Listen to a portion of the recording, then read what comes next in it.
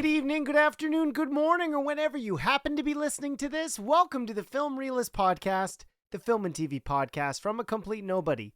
That is hopefully for somebody. My name is Kyle Naranya, and welcome to episode 189.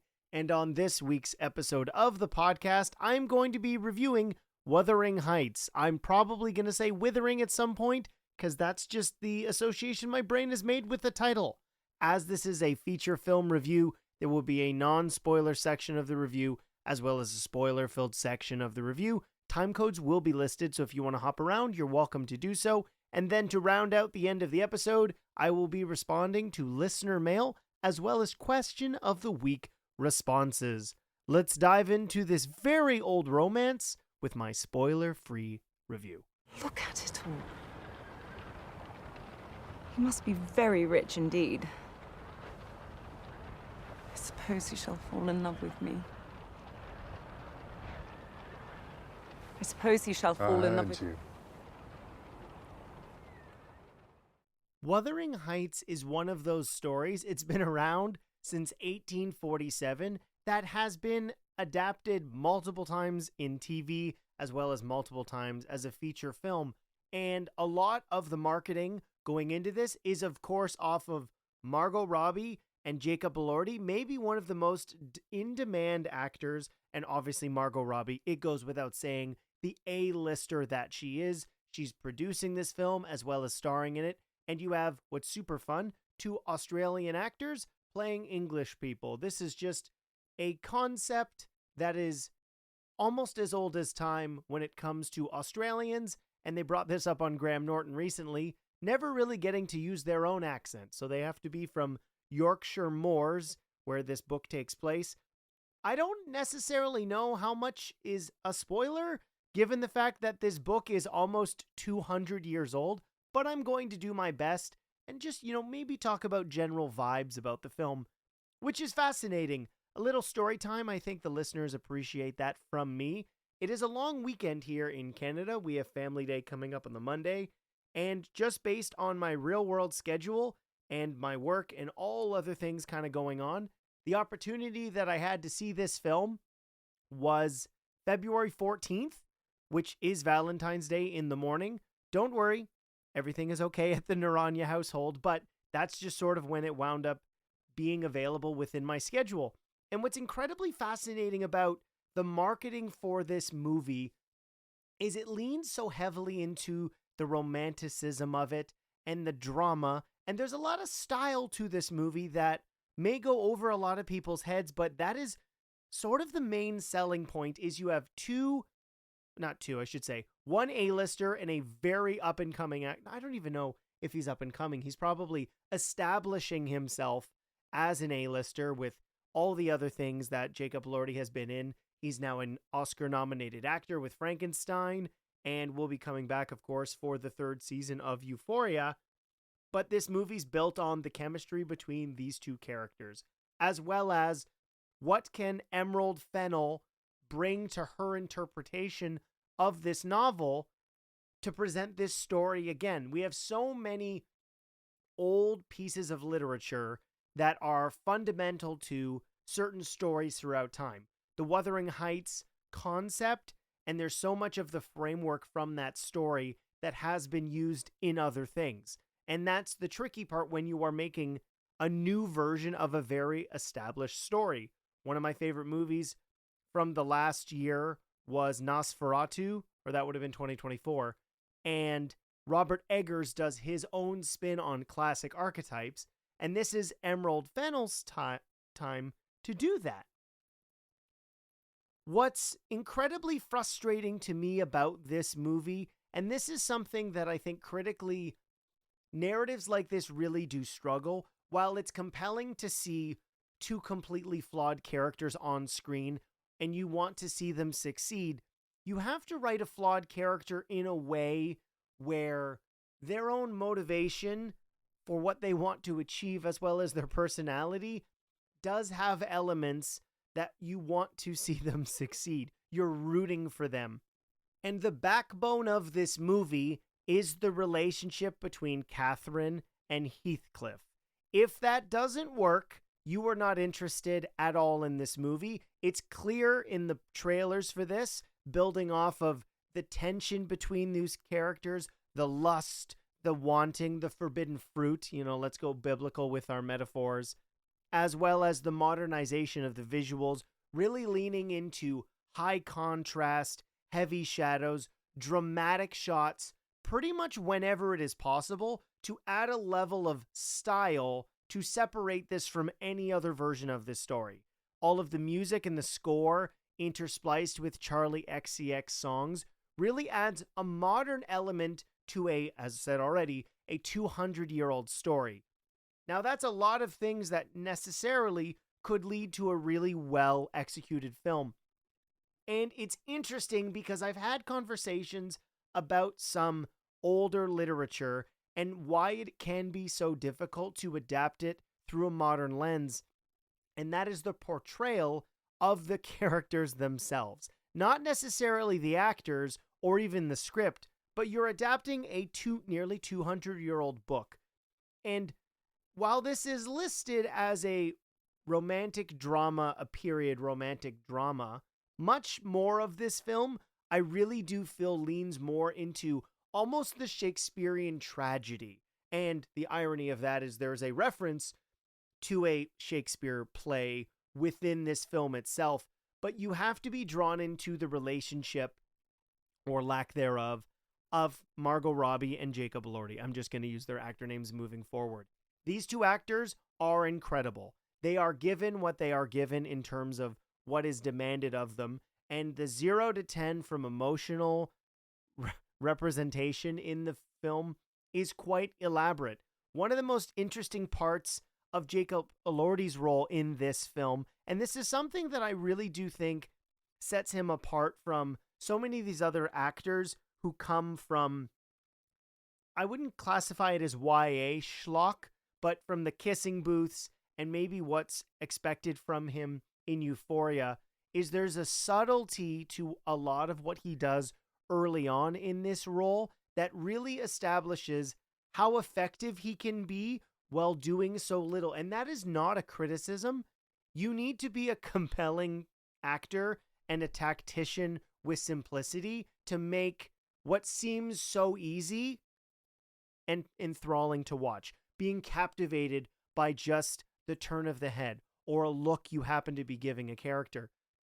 And the longing between the two of these people is one that is worth watching. The story itself, I don't necessarily think is one that is going to blow everybody's mind because, again, so much of this has been adapted before and so much of this has been used in other stories. And that's not a criticism of the movie itself, but when you are watching this in 2026, you are going to be familiar with so much of what builds in this story.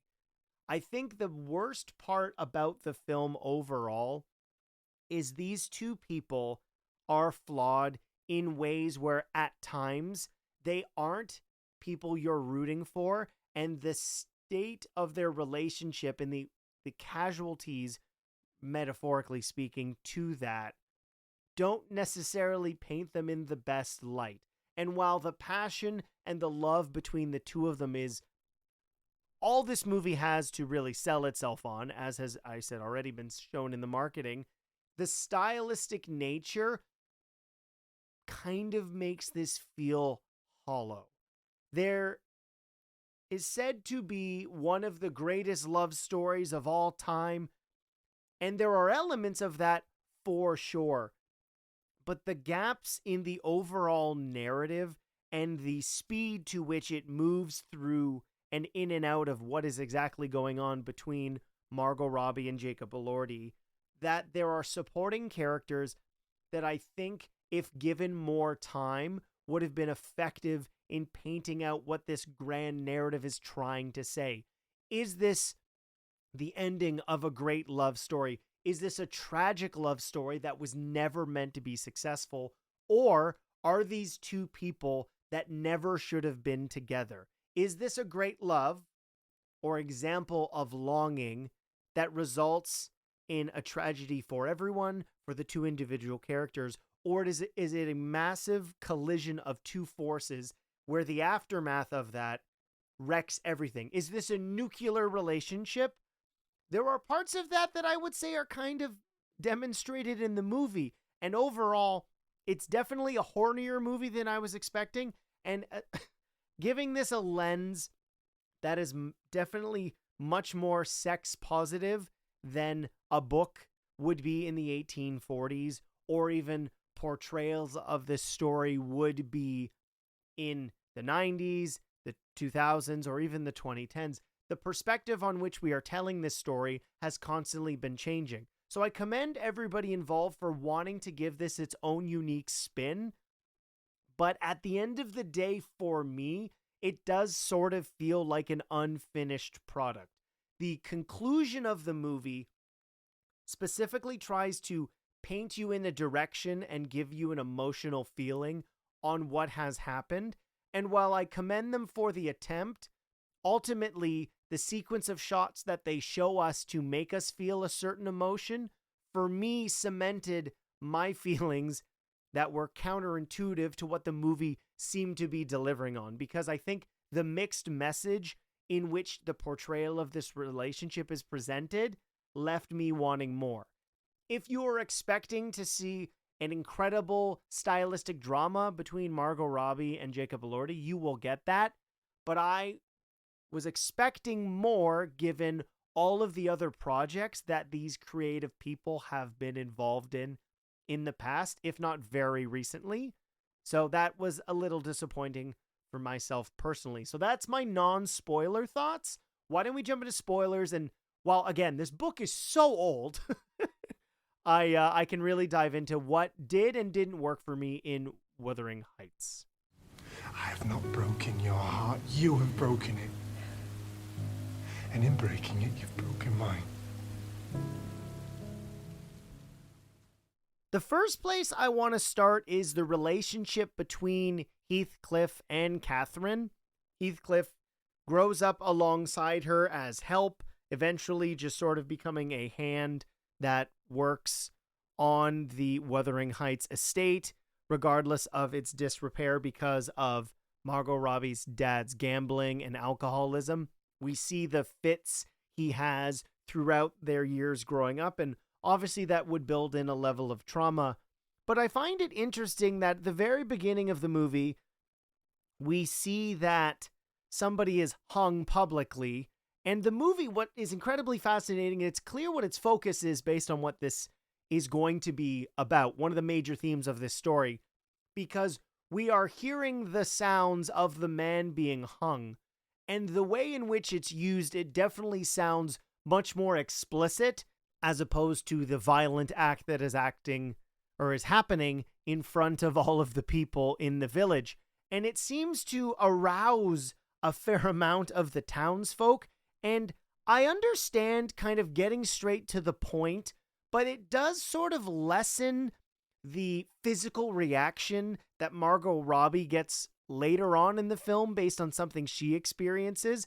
If the main crux of the relationship between the two of those characters is going to be this almost incredible amount of lust that they cannot contain, it would have made more sense, I think, thematically, to have that sort of build in throughout the entire experience of the movie. When you sort of start off thematically right there in front of it, and then put the e-brake on it because, yeah, there are children growing up, and we see that Heathcliff is willing to put himself in front of Kathy, whether that be lashed or whipped, because of things that the father in a drunken stupor is not happy about, and they ultimately grow up as adults, and they clearly do love each other, and it is a moment in which Catherine is going to speak to Heathcliff that she witnesses two characters having, I would say, it's mostly it's a BDSM encounter, and Kathy is very much aroused by this experience, almost getting caught, but is kept quiet because of Heathcliff, and this awakening in her really does seem to drive her mad and wild, and she leaves the next day. Everything seems to be arousing her to deal with it. And it is only in that moment that the two characters finally sort of bear who they are and how they care about each other in a certain way. And it is after this moment that we get to see Margot Robbie's character decide she's going to be married off to Edgar Linton, who's played by Shazad Latif, who was Ash in Star Trek Discovery. And what's weird to me about that character is he's established as just sort of this nice guy.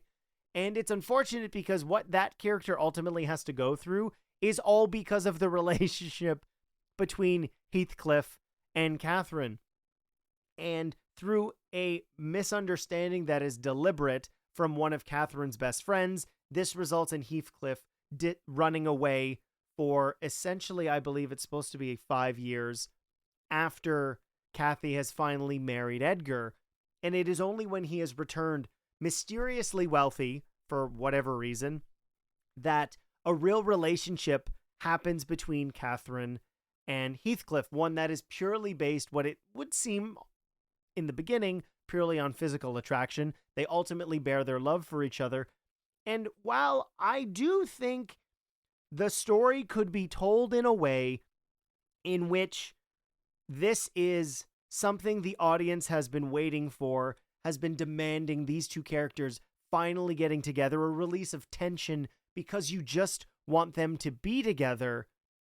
There is an attempt at that, but I think where the movie struggles with that is Edgar, in his own right, Catherine's husband, is not presented as somebody that you want to have this happen to, or is he mistreating Catherine? Is this an escape from the world that she's living in, or is this an independent choice she makes based on a past mistake that is sort of orchestrated by her handmaiden, who also wants a better life for herself because Edgar is rich? And at the time when she decided to marry Edgar, Heathcliff was not. He was just a guy who worked on her father's decrepitated Wuthering Heights.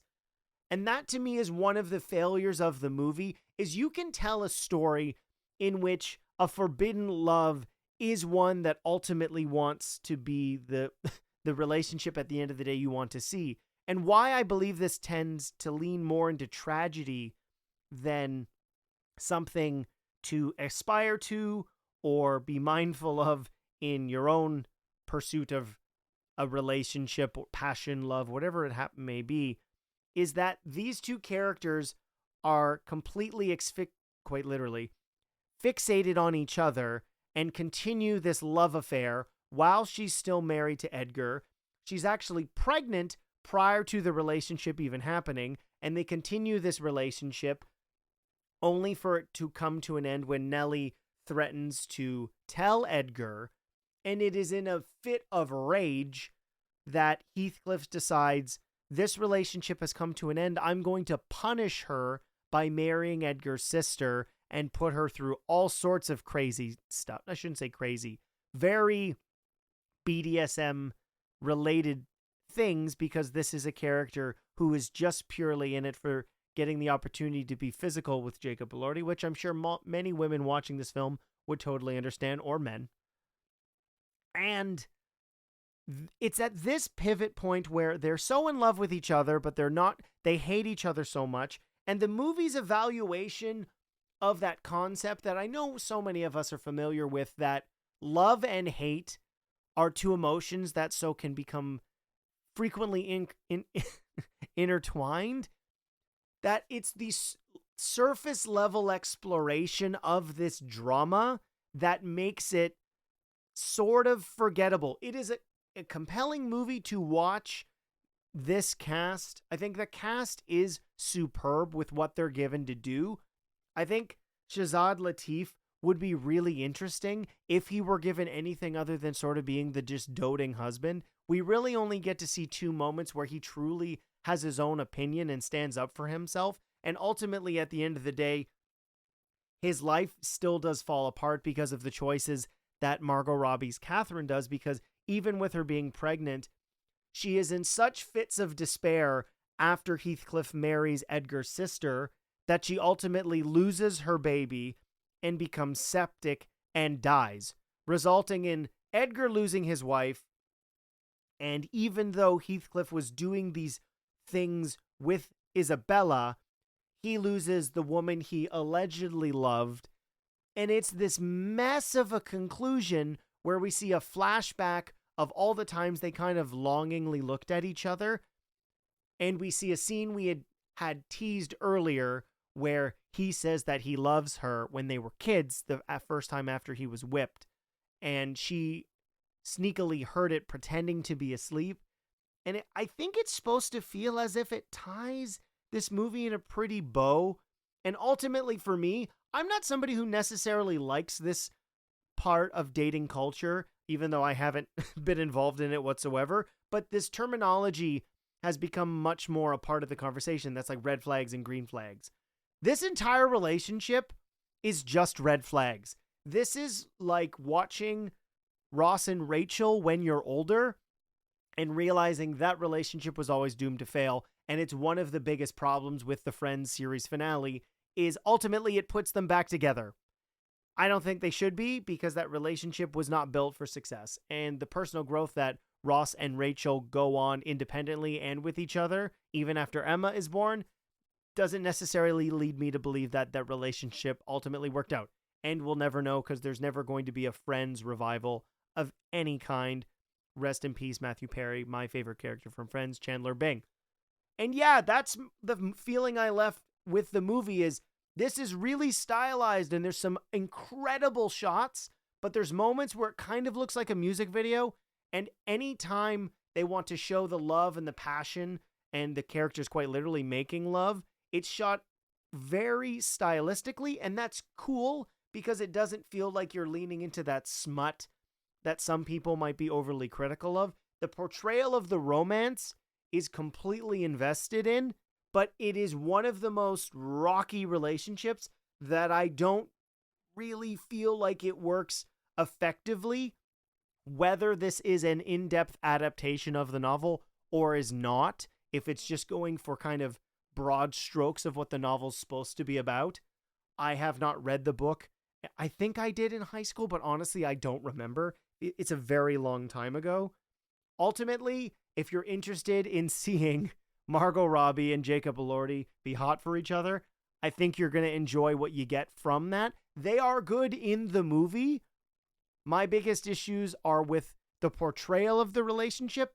The direction is cool. The cinematography is quite interesting, but it did leave me wanting more. So ultimately, that's where I sit with the movie. It's just okay. And there's been many more versions of this story. Maybe this will be the version you fall in love with, or maybe it won't be. That's my thoughts on Wuthering Heights. Now let's get to listener mail and question of the week responses. Can I ask you a question? Just fun? There's something I've been meaning to ask you. I ask the questions, you answer the questions. Why do you ask questions to which you already know the answers? Did that count as a question? Yes. Damn it. Last week's question of the week was, if you could recast Margot Robbie in the DCU, who would it be?